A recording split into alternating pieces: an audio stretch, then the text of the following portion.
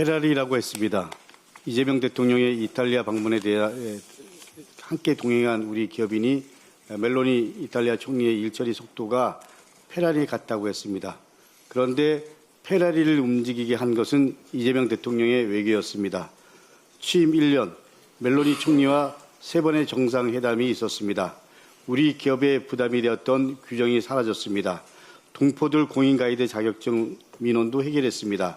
화려한 의전이 아니라 국민의 실제 삶을 바꾸는 외교, 그것이 이재명 대통령 외교의 원칙입니다. 이재명 대통령은 이제 G7 정상회의에 참석합니다. 대통령은 세계의 중심에서 대한민국의 목소리를 내고 있습니다.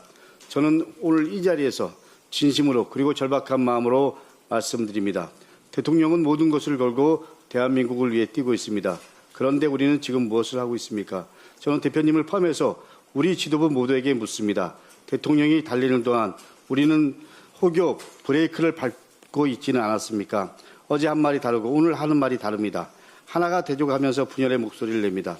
앞에서 패러리 말씀을 드렸습니다만 엔진이 2개인 자동차는 세상에 존재하지 않습니다.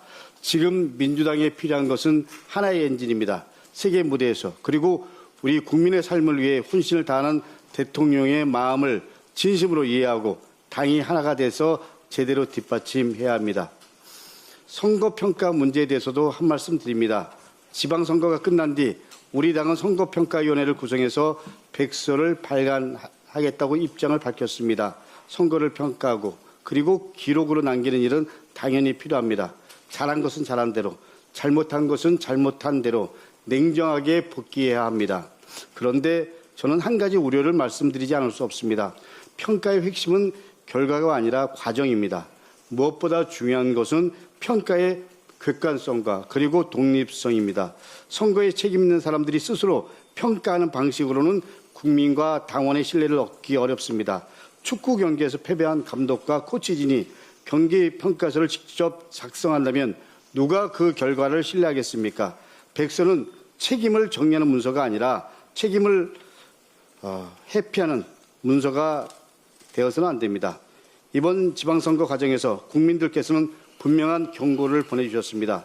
이재명 대통령께서도 납득하기 어려운 결과가 있었다. 이길 선거를 졌거나 반드시 이겨야 할 곳에서 졌다면 성공이라고 할 수 없다고 말씀하셨습니다. 우리가 해야 할 일은 결과를 미화하는 것이 아닙니다. 왜 그런 민심이 나타났는지 냉정하게 객관적으로 확인하는 것입니다. 평가위원회는 당 지도부와 선거 책임자들의 자기평가가 아닙니다. 외부 전문가와 현장 후보자, 당원과 국민의 목소리가 중심이 되는 구조여야 합니다. 국민은 칭찬을 요구하지 않습니다. 국민은 솔직한 반성과 정확한 진단을 요구합니다. 민주당이 정말 강한 정당이 되려면 그리고 국민에게 사랑받는 정당이 되려면 자신에게 가장 엄격해야 합니다. 저는 이번 선거평가 백서가 면평 보고서가 아니라 민주당이 다시 국민 속으로 들어가기 위한 성찰의 기록이 되기를 바랍니다. 그것이 국민과 당원에 대한 최소한의 책임이라고 생각합니다. 분명하게 다시 한번 말씀드립니다. 어떤 현란한 수사를 쓰고 어떤 명분을 내세우더라도 당원은 압니다. 결국 마지막은 당원의 선택이고 당원의 판단이고 당원의 입장입니다. 당원은 영원하지만 당권은 유한하다는 말씀 분명히 드립니다. 이상입니다.